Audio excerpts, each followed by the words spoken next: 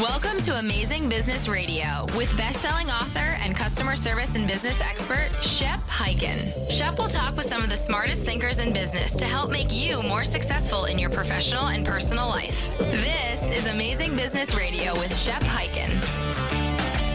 Hello, everybody. It's Shep Hyken here. We're back with another episode of Amazing Business Radio. This time, we're going to be talking with Craig Crisler, the CEO and co-founder of SupportNinja, which is a provider of outsourced solutions for companies that need help in their customer support.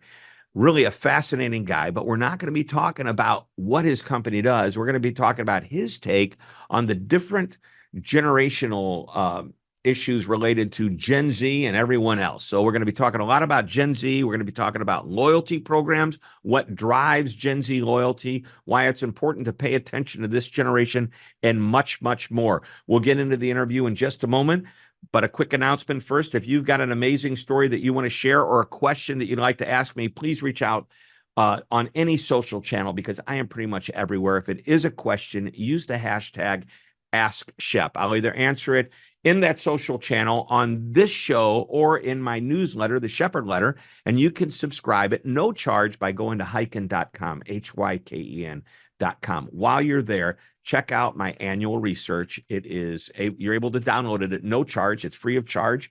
And all you got to do is click on the little link and it opens right up. And there you have lots of stats, facts, and interesting tidbits of information about what customers want, expect, and demand from you when it comes to customer experience. All right, let's jump into our interview with this amazing expert, Craig Crisler. Craig, welcome to the show. Shep, it's great being here. Good to see you. Well, I'm excited. We are going to be talking about, to put it in your words, just good CX, good customer experience. And I love that because the focus is going to be, I think, looking at some of the talking points that you provided us. It's going to talk a little bit about loyalty programs and also the differences between Gen Z, the youngest generation, which, by the way, I believe is going to become the most powerful economic spender in the world, about Gen Z compared to others. Is that right, Craig? Is that what we're going to talk about? Yeah, absolutely. We got to talk. Not enough people are talking about the Gen Z folks. They're just not. So we shouldn't ignore them. Now, before we get into that, I do want to give a nice plug for SupportNinja, where you're the CEO and co-founder. So why don't you give us the elevator pitch on exactly what you do? You outsource, companies hire you to do their outsourced customer support from all over the world with great brands that you represent. Absolutely. We started the company kind of focusing primarily on full cycle CX. So we do that, everything from acquisition to retention, primarily with emerging brands. We are a very people-focused company, and so we really drive and really build incredible CX solutions for our clients, and it's backed by incredible people all across the world. Awesome. Awesome. All right. Well, let's jump into this. First of all, Gen Z, the age of Gen Zs run up to about how old? Currently, I think so. Like they're current, you mean current age, right? Current ages. Yeah, I have everything right here in my little handy report. So not that I was like going to give you a math problem, but no, Gen Z are basically people from buying. I look at age 18, from 18 to 28. That's who I think are most represented. We're crouching in on 30 in the next couple of years. And the millennials, obviously, up through about age 44, and then Gen X up through about age 60. And then you got boomers, baby boomers. And those are people over 61. And which I am firmly in Gen X, like firmly, although my kids who are Gen Z will occasionally call me a boomer when I'm acting like one, even though I'll tell them I'm not technically. And Gen X, they refer to you guys as the forgotten generation. I know. I don't know why. Was it because you just kind of blend in seamlessly with everybody? Yeah, I think we're used to pain and we just don't even yell when we get hurt. It's just, although I will say, I think Gen Z, we get not to go down a rabbit hole, but it's interesting because I do think Gen Z has been through a lot more than we were, even as Gen Xers. Well, I think the millennials are the ones because everybody makes fun of the millennial work ethic. I got to get up at what time to be at work? You expect me to put in a full day? Now, by the way, that's a gross exaggeration, and I totally disagree with it. I was talking to a friend of mine who basically loves hiring the age group of the millennial age group. And I said, do any of them fit that stereotype? He goes, some do, but that's every category. You haven't met a 60-year-old that's lazy, or you haven't met a 22-year-old that doesn't want to work hard. Of course, there's somebody in every generation that acts that way and does that. But he said, you hire people for their personalities and their work ethic. And basically, I love what Nordstrom once said when actually, I believe Peter Nordstrom, when interviewed, they were asking, how do you train your people to be so good at what they do? And his response was, we don't. The parents trained them. So, yeah, so it's those Gen Xers and boomers that are making those Gen Zs and millennials outstanding, or maybe not so outstanding. Yeah, I hope I did okay with mine. Yeah, you mentioned you have a couple of kids. I do 21 and 18. Okay, so they fall right into that Gen Z. They're right in the middle of it. Mm. Yep, yep. Boys, girls, both? Both. One girl, one boy. Yeah. Yeah, yeah. And it's interesting watching them evolve as things have evolved. But to your point about the generations kind of having the same mix, it's the same with all generations. They all have the same mix. You have great ones, you have folks who are a little bit lazy. Like it's all the same. Like Yeah. it's where they are in their evolutionary cycle, here's where they are. Mm-hmm. So it makes sense. All right. Well, let's jump into this. I'm going to just read this verbatim because I don't think I could do a better job of summarizing. There's a counter to intuitive trend that Gen Z, the generation that switches brands the fastest, is also driving demand for loyalty programs. And it's interesting that you pointed out that companies like Starbucks and Delta seem to scale them back. But let's riff on that for a little bit, because I think it's Gen Z probably doesn't have the same income or money to use as others. Loyalty programs become important because of discounts and values and perks and points that are offered as a result. But what's your take on this? I think you're absolutely right. It's budget. Like, you remember, I mean, we remember when we were in our 20s and 18s. Like, I mean, we were frugal. Like, we tended to be a limited amount of money. We want to be frugal. So loyalty programs tend to work well in that sense, right? In terms of like offering coupons and that kind of stuff. I think the bigger picture with the Gen Z team, that group, is they really lean in on the idea of community and loyalty programs. They really want a sense of belonging in many ways, and getting treated special via a loyalty program. And I think it actually comes, I mean, it's a little bit psychological, but actually it's kind of somewhat where they are. One of the first purely digitally native groups, meaning that they're right in it where everyone They else. were born with a mobile phone They got it. attached to them practically. Right, exactly. And so their connection was technical, in many ways. It was online, and that's how they build community and whatnot. They're very effective at online communities. I think that as they're maturing, they're seeking a different level of community. And I think that some of this behavior from that experience, and also kind of what happened with COVID, which stunted some of their experience from community building in the high school years when they got, not being able to be around groups and being able to communicate, it really made them want loyalty, and they wanted to feel special and be part of a group. And sometimes these loyalty programs, at least the good ones that we've seen, they're doing that. They're creating these communities for these folks, and they're giving these special things for them. And now they're like, oh, this isn't just about being online or getting a cheap good. They're like, oh, I feel part of something. So give me some specific examples of certain brands and what they're doing to achieve this. One of the ones, and you mentioned Nordstrom. Nordstrom has done a really good job with the Nordy Club. Right. The way in which they're approaching it, the way in which they've looked at not only the demographic, but the buying power of the Gen Z group. They create not only the fact that you can get notes and you can get the actual money for buying and purchasing things at the department store, you get all that stuff, but then they have special events. They'll shoot you an email and say, hey, come as a Nordy Club member, come and, watch this DJ do this stuff. We're doing this special event with this, clothier. They're going to model some of the clothes. We have stylists for you available that they can put them on with you and see how you feel. That event-based kind of loyalty, that kind of community building loyalty, it drives more revenue, drives more, people coming back and buying more and more purchases. And they've done a bang up job in trying to maximize on that, because it gets all the generations that way. But I think it's specifically targeted towards the Gen Z folks. Right. When I walk into a Nordstrom store, There is an entire area that I could tell does not belong to my generation. It's younger, it's a good, and it really surprises me because I don't remember that 20, 25, 30 years ago when I first started going to Nordstrom. And I love that they're doing it. I just, to me, it's obvious because I look for those types of things. So Nordstrom's a great one. Another one come to mind? I think the other one that's really interesting is IKEA. Oh yeah, IKEA is great. Yeah, and I think where IKEA has really leaned in on, and I actually think they've kind of set it up so each generation will have the same experience. So it's kind of this like perpetuating cycle. But the way in which they've structured their rewards program is similar in nature in the sense of like they really are leaning into the concepts of building your life. And so the way in which their loyalty programs worded in a way which creates opportunities for building, it's all about orienting because Gen Zs are very, in my opinion, very like kind of like they want to do it themselves and they're very focused on trying to kind of build their life because they're at that age. They're 18, 19, 20.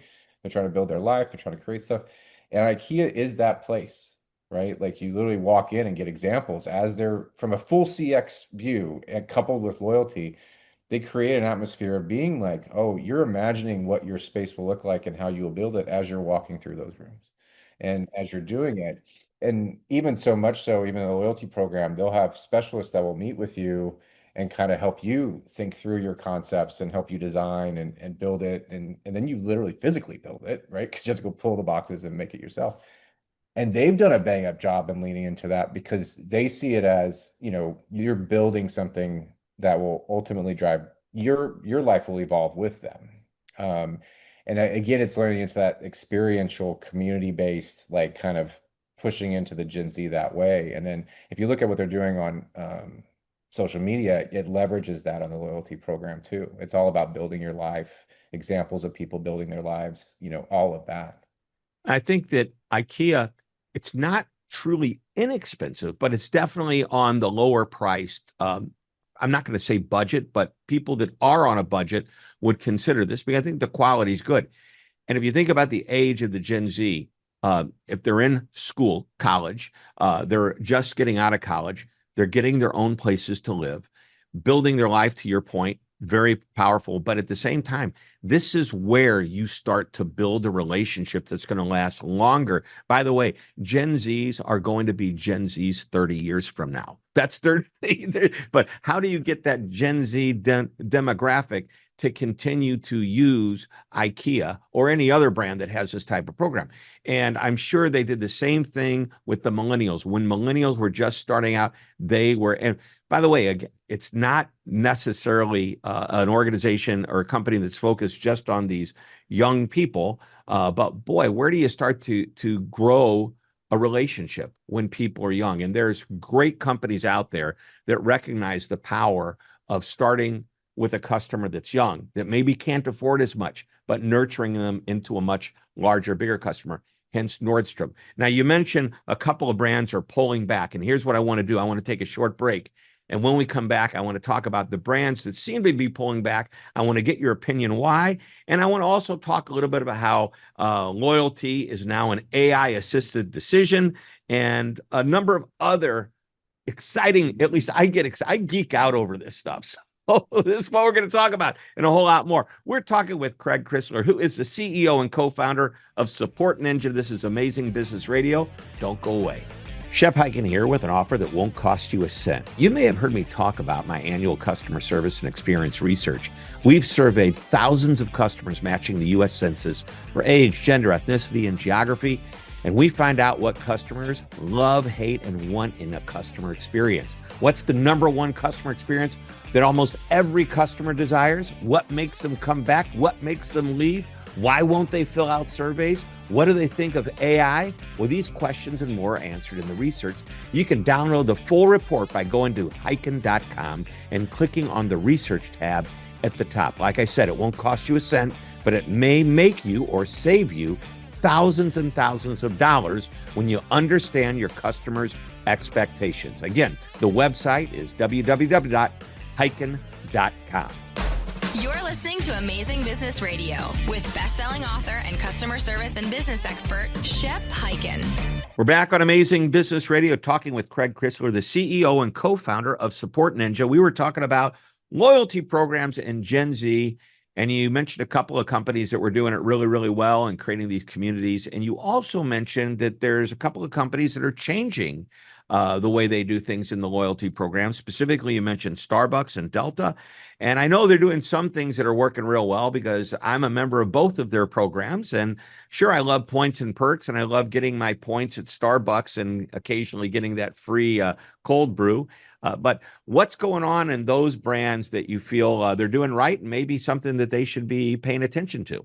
It's interesting because we were talking a little bit about this previously. Like one of the things with loyalty, specifically when it relates to Gen Z, is this is the current generation that's coming up with spending power, right? Yeah. And the previous generations have those spending power, and the loyalty program that you had for, let's say, for your millennial group or your Gen X group may not be the same loyalty program you have for your Gen Z group, or it needs to evolve to adapt towards attacking, that loyalty, that next wave that's coming of buyers for you. And I feel like with Starbucks, I think that's a lot of what happened. I think what they kind of lost their voice, the voice that they had in terms of some of the generational stuff they were targeted with the millennials and the Gen X folks. The loyalty program was really geared towards them. And then as the Gen Z group came up, they were not seeing the same value, or Starbucks did pivot on a few things that changed how they were approaching it. But I think that they lost that voice of being, very centric to the customer, driving brand loyalty, those things that you really want from a loyalty program. You really want them to want to come in more and get more foot traffic into it. And I think that in the new loyalty programs, they kind of lost some of that along the way.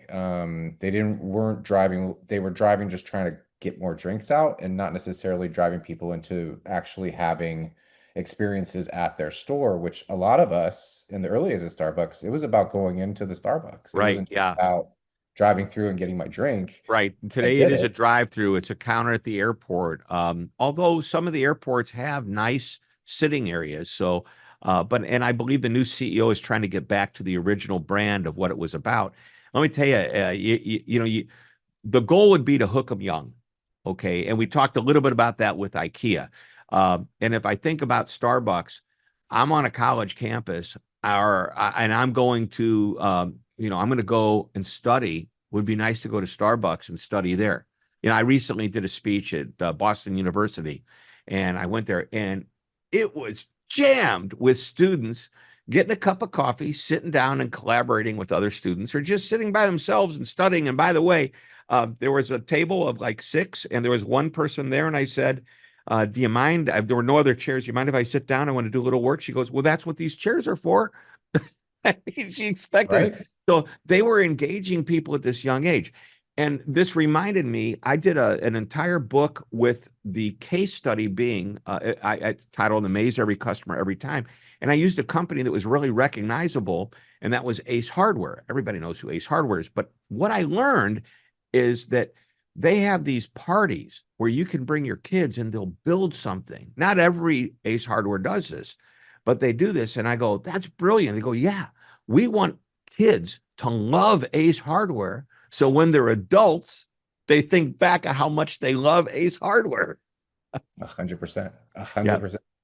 And that with Starbucks, it's like, because I remember, going to Starbucks, to your point, I would go there to work, or I would go there. It was kind of like a co-working space, like where I would go do some emails for an hour or two and then come back home just to get out of the house. Yep. And now I think they are making an effort to bring that back in, because that loyalty, ultimately, what you want is it to drive people back, right? To get them hooked, like you're saying, in the current generation, further to get more revenue in the door by getting them to come back. And it's interesting because when you think about this with Delta, is that they, for the Gen Xers and the millennials and the boomers, their loyalty program, they started to kind of change their loyalty program. So it impacted them, but they really didn't do anything to kind of move towards the Gen Z. Like, you didn't see them find ways to make budget travel easier with Delta, or create loyalty programs that would have like 2-for-1 ticket deals, or, those kinds of things that, price sensitive 20-year-olds need, and that they want to be able to travel in that way. And so I think that in some ways, in their efforts to kind of optimize what they were doing for their loyalty program as a whole, didn't really start to move down capturing Gen Z. And as such, you see Gen Z flocking towards the low cost airlines because that's where they would rather play versus, a loyalty program that may actually drive more folks into Delta. Yeah. All the airlines are changing up how they're doing things. And I know Delta did take some negative publicity hits with theirs. I think like to your point, I think you mentioned they're trying to bring it back and make it revamping. You don't know till you know. And, it's like I remember when the new Coke was brought out, how exciting the Coca-Cola executives were and how wrong they turned out to be. But I love the way they came back and recaptured the audience that was upset with them. Right. Yeah. Well, and it's interesting for me, I have like very deep brand dedication to Delta. I really like flying Delta. And even though they did change quite a bit of the loyalty program, what they didn't change still worked for me at the generation I'm at. And so I think it's interesting to see folks, because one of the things that we talk about with CX and full kind of if really good CX does come down to a lot of times like how are you creating loyalty, and because again, to what you've written about, if you amaze them, they stay. Yeah. And that's the point. I think that no matter how good or how robust your points and perks program is, you value this.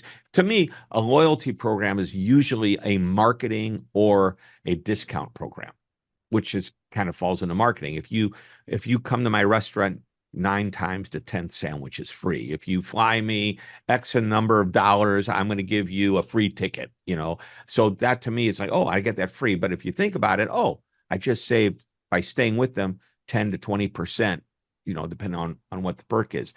To me, the ultimate loyalty program has nothing to do with points and perks and gifts and that type of thing. It's, did I do such a good job that even if we took that away, you'd still want to come back and do business with me? And the problem that companies have created for themselves and industries have done it is that it's table stakes to have a loyalty program. If you're in the airline business and you don't offer a frequent flyer type of program, you're probably not, you're going to lose business. But to me, all that is now everybody has one. Make sure yours is competitive with everyone else, and then work on the experience so well that people choose your program and your airline over any other airline. Right. No, Yep. I 100% agree. I think it's that it's the small things, I mean, that ultimately drive people to want to be loyal to you, right? It's not necessarily the point card that you pull out. I mean, I'll give a perfect example of, even at Delta, one of the things that's really interesting that they do is they actually come because of, I fly a lot for work. And so they'll come and say, Mr. Crisler, it's great to see you again when I sit down in the airplane, even if wherever I'm sitting, it doesn't matter if I'm business class or coach or whatever, they'll come up personally and say, hey, Craig, Mr. Crisler, it's really, really great to see you here. Small for sure, but it's nice that they remember, or at least they're getting the Like, cue. what level are you at? Are you like that? What's the I'm like global platinum, or whatever. platinum? I'm not Okay. concierge key yet. If I'm concierge key, I think my family would kill me because that means Yeah. I'm traveling all the Yeah. time. I'm very fortunate. Concierge Key on American Airlines, they have been very, very good to me. And you know what? Here's the way it works. And I would hope every customer would feel this way, regardless of whether they're a Concierge Key member of American Airlines or not. But they have my back. For me to fly, if I was going to fly to visit you in San Francisco from St. Louis, I've got to stop somewhere. I got to go to Dallas, Chicago, LA on the way. Or I could fly another airline that's nonstop. I will because I'm loyal to the airline and they treat me so well. And I know that if I misconnect in LA, if that's where I'm changing planes, they're going to take care of me. They have my back. Oftentimes, before I even make a call to the airline, I get a text from American Airlines saying, we see you're going to misconnect. We've already protected you on the next flight.